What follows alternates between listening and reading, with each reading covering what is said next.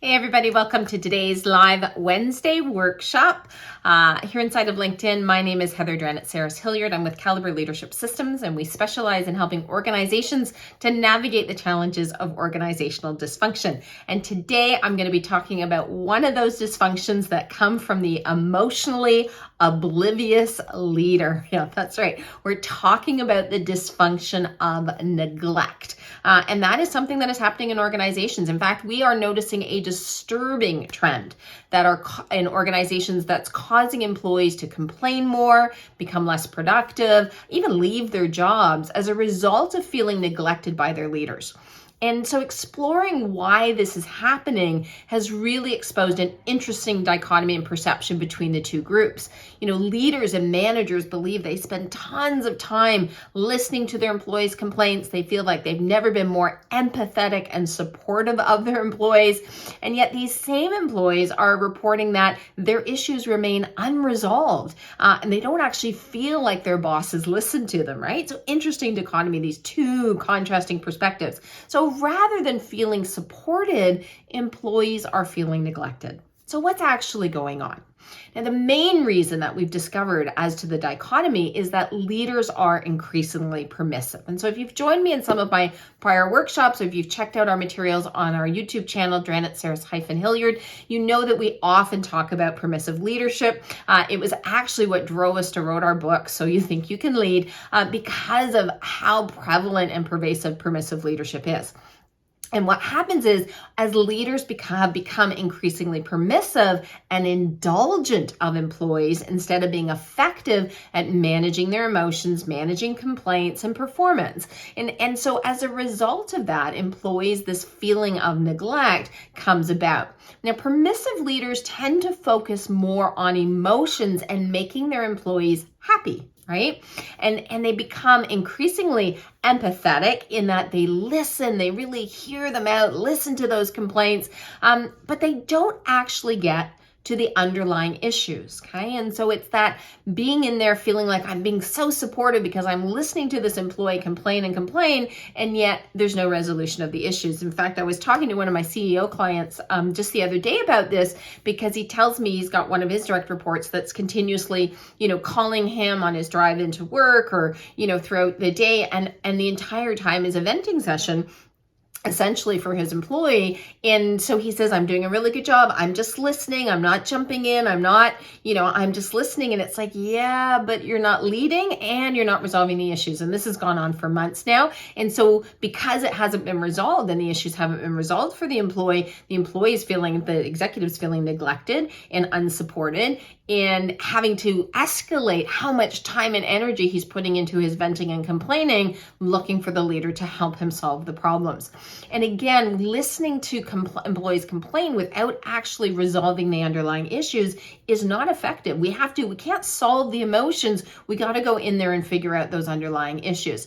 So we neglect, in these cases, the leaders are neglecting to resolve the issues or dismantle unrealistic employee expectations, which also can be very often at the root of a complaint.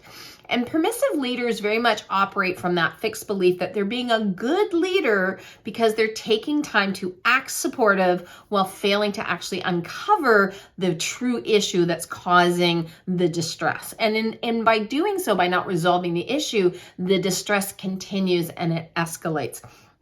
And if you think about it from that perspective of, if I've come to you in distress and I've explained it to you and nothing changes, and then I come back and I do it again, each time that I come and have that, I'm expecting something, but my leader's actually not doing anything. And that's why we call it the dysfunction of neglect. It wastes valuable time, right? But it also really misses out on opportunities to build trust, to coach, and empower employees to resolve their own issues. Neglecting issues, neglecting performance, employees, neglecting employee development, these are all aspects of it. And we consider it a dysfunction because of the impact on an organization. And when that dysfunction of neglect goes on for years and years and years, and in some cases decades, we see the byproduct of it. I had a client of mine that we'd gone in to work with them when a new CEO came in, and he inherited an entire team that had been not only neglected, but but also been dealing with the dysfunction of the misuse or abuse of power. So those two things in combination had created this work environment that they weren't service oriented. They were complaining. The productivity was low. The quality was low. They didn't care. They didn't care about the company. They didn't care about the customers. They didn't care about the customers' property that was being entrusted to them, because they had been neglected for so long that they were neglecting everything in their environment as well. And so it becomes very pervasive within an organization's culture when we have leaders demonstrating and living out of this dysfunction of neglect. And the impact, again, we can't underestimate the impact on the employees. I hear leaders, employees saying things like, well, my leader never did that for me, so I'm not going to do it for my staff, or I'll do it for my staff when my leader does it for me. And so we perpetuate to that neglect because, the emotional reasoning that gets used, if I'm not getting it, why would I do anything other than neglect? And it's the lack of leadership development. Obviously, we talk about this through all of the workshops. That kind of common theme or thread that runs through them all is when we haven't developed up our leadership skills, if we haven't developed up our emotional intelligence, so we're operating from low emotional intelligence, it goes into this excessive empathy and that more permissive leadership behavior. The other thing we often talk about, this one around neglect too, is that for a long time as organizations, we removed what was deemed the middle management fat in organizations. So companies run very, very lean from a leadership perspective. And the leaders are so busy doing work that they really don't have the time to lead, and they haven't developed the skills, and they don't necessarily have the time. It's sort of leading their people off of the side of their desk. And so their level of involvement with them is really superficial. And so I'll give you 15 minutes to listen to you complain, but what I might have to do in order to resolve the issue is going to take me more time. So as long as I've just listened to you, pat you on the head and, off you go again, then everything should be all great. And I can go back to my job, right? And we hear them, even leaders saying, I have to come into the office really early to get my work done, before I have all these people interrupting me. So that's the neglect, right? I've talked to clients where they're so busy that they don't even regularly meet with their direct reports, let alone have performance discussions or development discussions with them. So all of these are symptoms, again, of that dysfunction of neglect, or that emotionally oblivious leader, because the leader is not thinking about what do my employees need in order to be productive. And I don't think there's ever been a time where this is more important. And in the session last week, I talked about low emotional intelligence in leaders and how that's kind of the silent engagement killer, right? That's at play in organizations. This one kind of goes hand in hand because, again, when leaders are not creating a psychologically secure environment because they are neglecting their people, we see issues from a retention perspective, a productivity perspective, increased entitlement. But there's also a number of other dysfunctions that flow from it, or problems in the organization, or symptoms in the organization that flow from it, all of which get in the way of performance and achieving potential. I'm going to talk about that a little bit further as we go through the session today. The bottom line, though, is that, where it stems from is when we have leaders who are not thinking about what is it that I need, right? If they're not attuned to their own emotional needs and how those emotional needs drive their behavior, and they're going to think about the fact that, I don't need anything, and my boss didn't give me anything, so I don't need to give anything to my direct reports. This is where we see that neglect come into play. And so and again, it's not that they didn't need things, and maybe they didn't get developed, but if they're not looking at things through that lens of what do my people need to be productive, engaged, satisfied in their environments, we just don't attend to it. And it's like, we even will hear clients when we bring it to their attention say, well, here's what's going on emotionally within the group. This is what they're experiencing and this is what they need. It's like, they don't need that. Why do they need that? I didn't need that. Or one of our clients who had this big aha moment that every time he's thinking about leading his people, the first thing he does is think about how he would want to be led in that situation. And of course, he's like the 1 to 2% of the population from a personality perspective. So it really doesn't work. He's not thinking about it through the lens of what do they need. So again, this emotionally oblivious leader, because really not connecting up with emotions and with the needs, the psychological needs, which are the drivers behind behavior, right? Drivers behind satisfaction and whether or not our behavior shifts into being self-protective or self-actualizing. And what often happens too when we see this environment of neglect is that leaders, because they don't problem solve the issue, they actually will assume the work of their employees. They will inherit the problem, or they'll lose time just listening because they don't know how to go past that, sort of dumping of the emotional experience that somebody wants to talk about and really get at what is the actual issue. And we say this to clients all the time. I was talking to a client last week that had a meeting go sideways, and they were telling me all the things that were said and all the emotional reactions that were expressed. And I said, well, I hear what you're saying, but I still don't understand what the actual issue is. And they'd all gotten so caught up, including the leader of the team, had all gotten so caught up in everyone's emotional reaction and focusing on that emotional reaction that they walked away from this meeting all feeling very defeated, but also having no idea what the issue was that needed resolving. And so they start saying, well, we should try this and we should do that. And I'm like, but why don't we just go back and ask the question, what is it that is actually needed in order to move this forward? Because it was really unclear from what was being expressed and what was being played out. And that inability of leaders, because they're emotionally oblivious, to understand and be aware of others' emotions and why they're feeling that and sort of what's driving it, so that, again, we can problem solve the underlying issue.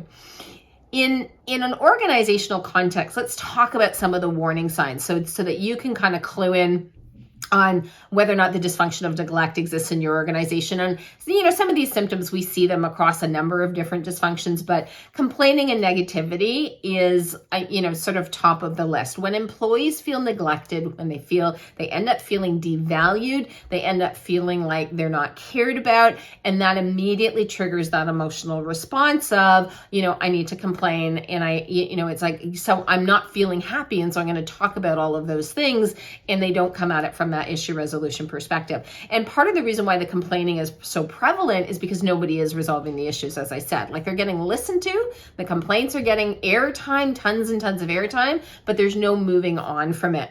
I have another client where this is a really big challenge for them because the group is constantly bringing complaints forward from the past. So they're always being the past into the present. So they have enough issues that they're trying to work through in the present, but because they're bringing all of these things that they've been complaining about for years and years and years is always coming up and framing or informing the conversation that's going in on the moment, because they all feel like those issues were never resolved. They were all neglected. And so all of that emotionality is still sitting there, and that inability to kind of separate that out from, again, looking at things objectively in a way that we can actually resolve the issue.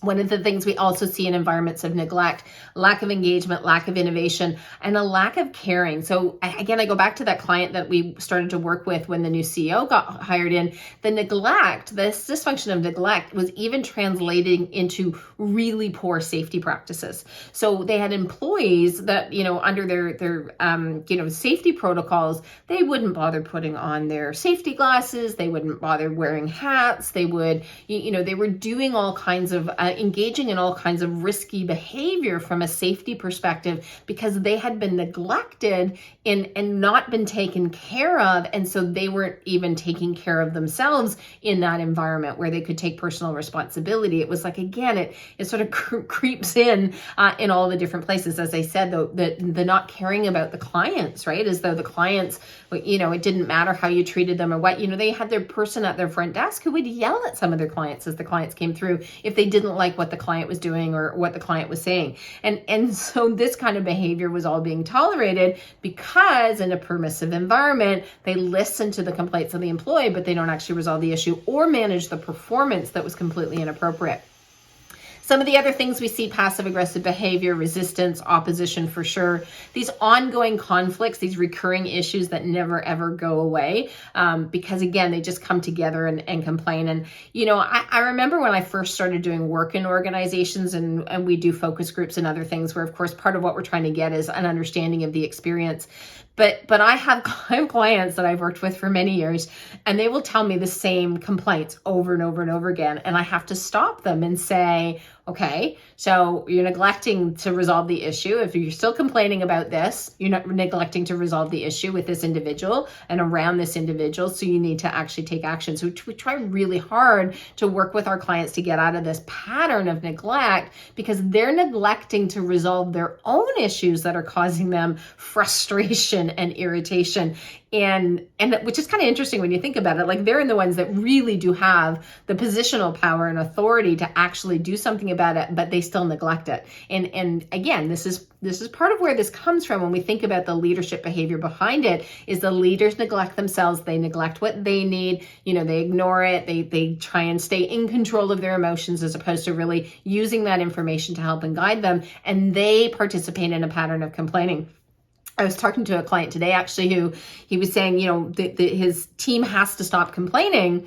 And I said to him, well, then so do you, right? So he may pick and choose who his audience is, but he practices that same pattern of behavior that comes out of this dysfunction of neglect that we are actively working our way to dismantle in this particular organization. Silos, excessive competitiveness, fear, blaming, you think about it, right? Think about neglect in any context, and people go into survival mode. And when they're operating out of survival mode, they are being defensive. They are self-protective. They are operating out of fear. And all of that comes out in the workplace in the behaviors that we see from our employees, from our leaders, right across the board. Many leaders, and so if we come back around to, okay, so where does this come from? The fact is that many leaders really pride themselves in their ability to make rational decisions, right? And they think they know exactly what employees need and how employees should behave. And so they have this bias against effective or emotional reasoning and expression. So they think almost like somehow a person is less than or more immature or weaker if they are able to express emotion or reason through emotion, right? So what ends up happening is we have a whole bunch of leaders, especially those from a Myers-Briggs perspective or Jungian perspective or thinking preference. They start to think that anything that's presented to them with emotions should be ignored or discounted. Or what I've seen in some of my client environments is the people that yell the most and get most emotionally expressive, they get all the power because everybody else shuts down around it, right? But again, all flip sides of it. In reality, as human beings, our decision making is always influenced by feelings. That's a fact, right? And feelings, our emotions, our biases, our underlying beliefs, all of that come into the equation rather than this notion of independent, rational thinking. We can't completely disconnect ourselves from the fact that we are a whole person with an emotional brain as well as a rational brain. And so there is that connection between the two. And so leaders who profess not to feel, not to get upset, what they end up doing is they neglect their feelings. They neglect them, they ignore them by controlling them. And by extension, then, they're working to neglecting how their people may feel. They don't want to hear it. They don't want to believe it. They don't want to accept it. And they really then don't factor that into their decision making. Except where I see it on the flip side, from a permissive perspective, we have clients that are so worried about upsetting their employees that they don't make decisions or they make wrong decisions relative to the business because they're trying to keep everybody happy. And that's all part of that permissive leadership model that we're trying to work our way out. So leaders who pride themselves in that ability to make those rational decisions, thinking, thinking what it is, they know what employees need, they're not going in and having that conversation. They're not looking at their employees as, human beings who are bringing something to the role. And so when, I go back to that example of my client who has, one of his executives that's, calls him up to vent because he's frustrated and he can't seem to solve the problem. And my question to him is, okay, you hear what he say, and then the next step is, okay, you've got an issue. What do we need to do to resolve the issue? Let's get the people in the room. Let's get this sorted. I think you need another person. So if our folks are complaining, they don't know how to resolve the issue for themselves, right? If they're coming to us as leaders, they're not coming to us just to hear them out. They're coming to us to solve their issues for them, to deal with these challenges that they're facing, to change the circumstances, or to guide them and direct them in the event where their complaining perhaps is misdirected or inappropriate relative to some perceived expectations that they have. So we then, again, this dysfunction of neglect continues because I'm not actually stepping in to do what it is that I need to do as a leader. My job as the leader is to solve the issues. And if I'm not thinking that, and I'm somehow thinking, okay, all he needs to do is vent, or all she needs to do is vent, and then she goes away and she feels better, that's not the case. And especially when you're in an organizational context, in that same issue keeps coming up again and again. And we will often say to clients, look, if they knew how to resolve it themselves, they would have already done it, right? Because nobody wants to live in that state of distress. No one wants to live in that state of frustration. So there is something, either they don't feel like they have a permission, they don't have the authority, it's not in their job context, or they just don't know how to come up with solutions for the problems that they are encountering. And that is where we need to step in as leaders and move out of this notion of caretaking our employees and actually leading them through the resolution of the issues. So why do leaders? I talked a little bit about why leaders get caught up in this dysfunction of neglect. A lot of the times these leaders are thinking of their employees as a means to an end. So getting to the results along their timeline, that's really all that matters. And they don't want to stop and they don't want to slow down for some of these things until they're finished. They just want to move all the way through it. But when employees' needs are neglected, especially in the case where there's too much emphasis on productivity or an excessive focus on productivity or on the bottom line, ultimately our employees just end up feeling devalued and diminished. If we are not slowing down enough to invest in them, to develop them, to bring them along with us, to have conversations with them, this is where we leave them feeling, and that neglect is then part of the organizational culture. Now, employees will work hard, especially initially. They'll work hard to demonstrate their value, to gain approval, and they will keep doing that even as they run up against this dysfunction of neglect. But what happens is they become increasingly afraid. Their level of security is not being built there because they are being neglected.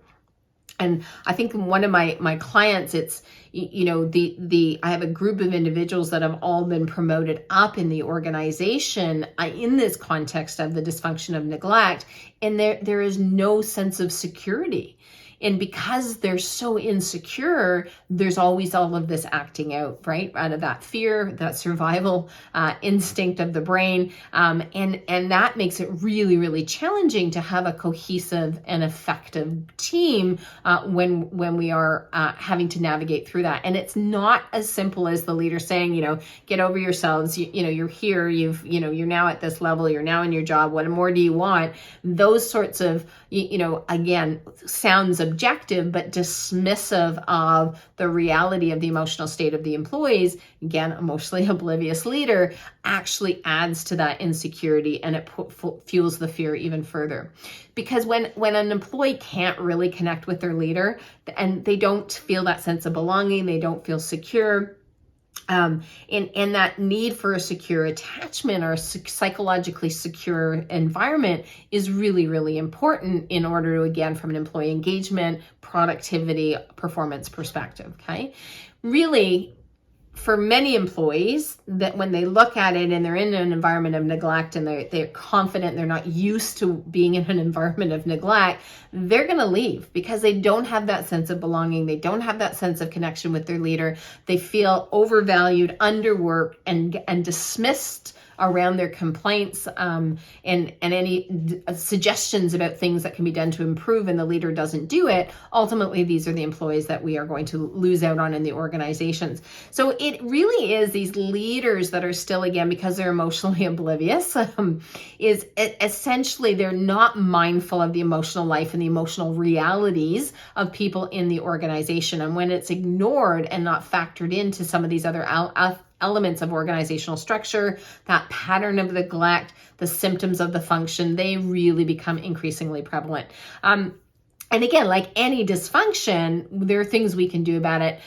Focusing first on that, building up that low level of emotional intelligence of the leaders is a really good starting point. And I'll talk a little bit more about some of the techniques as we move to kind of wrap up here. The last thing, I think I've given you lots of examples on here, but it's understanding and sort of looking in your own organization and even in your own context. Like, I recognize myself that sometimes I get busy and I neglect my staff, and I have to be really conscious because I'm a thinking preferenced individual. And so I can get really focused on the task and thinking, because no one's stopping me and no one's saying, hey, I'm not sure about this or I need this, then, I can just go along and believe that everything is fine. And so it's recognizing too that our own, sort of the way in which we are wired and our personality is part of what's driving this emotional oblivious leadership style, the dysfunction of neglect, because we can convince ourselves, because maybe these are aspects of these tasks are not things that we love as much as some of the other tasks, and so we can always kind of put our attention over here and ignore this piece. And I can't emphasize it enough, the fact that leaders are trying to lead in a really challenging environment in this day and age, in that employees' needs are greater, right? And you think about coming out of COVID and all the insecurity and all of the change and all of the complexity that they're struggling with. You add to that, if the organization is evolving or shifting in any particular way, if leaders are not actually given the capacity, they don't have the free capacity to truly spend time leading their people, this is what's going to happen. You are going to end up with an environment where the dysfunction of neglect emerges, because they're just too busy to attend to these things and resolve these issues that are going to come up, that they need to have the time and ability to attend to. And so it's thinking about your leadership structure, but it's also about thinking about your leadership skills, because leaders don't tend to see that there's a skill deficiency in themselves. They don't perceive themselves as needing to nurture their own development. And if they don't see themselves as needing to develop, then they are going to treat their employees as though they're perfect and there's nothing that they need to develop. And so that behavior, again, contributes to that pattern of neglect that we see emerge in the organization. When leaders neglect the complaints and issues of their employees because they don't have the skills to problem solve it, when they don't have the skills to be able to sort of say, okay, let me put a plan together, let's figure out what the issue is, let's see who we need to get in the room, let's make this change happen to resolve the issue, then again, that employee just feels that sense of neglect, and then I'm not being supported by my leader. When we have those leadership skills, when we have the behavioral competencies developed, that allows us as leaders to really modulate our leadership style and the approach we take. And that allows us to do a better job, or an increased job, to identify the issues and resolve them. And we know that self-aware leaders, right, because this is what the solution to all of this is, we know that self-aware leaders are more likely to have insights into, how to motivate, how to influence the behavior. They are more curious about what drives their people. They go after finding tools and processes that really allow them to connect and truly support and effectively support and lead ultimately their people. And again, a lack of emotional self-awareness, a lack of overall emotional intelligence is at the root of neglecting oneself and others, right? So that's the first place to start. Like, do I neglect myself? Are there aspects that I neglect in myself? Because again, if I'm already showing that pattern towards myself, I am absolutely going to extend that pattern out to others on my team and others around me. And in order to eliminate all of those symptoms that come from the dysfunction of neglect, leaders really have to look at building their emotional intelligence, actually listening to the need of the employee, okay? What is it you need? What's the actual issue? And then working to resolve that issue consistently, transactionally, right? And we can't problem solve emotions, right? We can't resolve emotions. We can resolve issues. And that's what we want our leaders to be able to go out to do. And all of this building of emotional intelligence, this really learning the approaches of shifting from permissive leadership to the ability to really lead with authority, which has that balanced focus around the directing and governing aspects of leadership and the people development aspect of leadership. All of that is outlined in our book, So You Think You Can can lead. And it shows leaders, because this is really important, to how do we break through those automatic habits, those self-protective patterns of behavior that lead to these dysfunctions that emerge in organizations that we're working so hard to move and navigate our organizations through.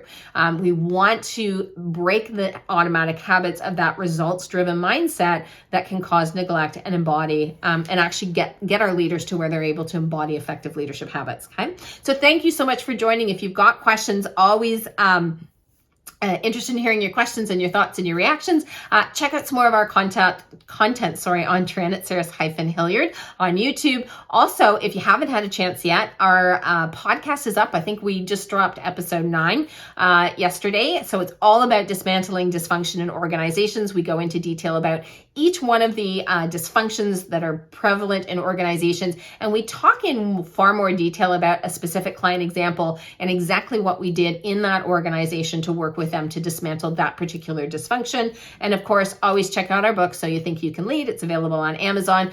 Great information on breaking free from permissive leadership practices. Until next time, thanks everyone for joining me.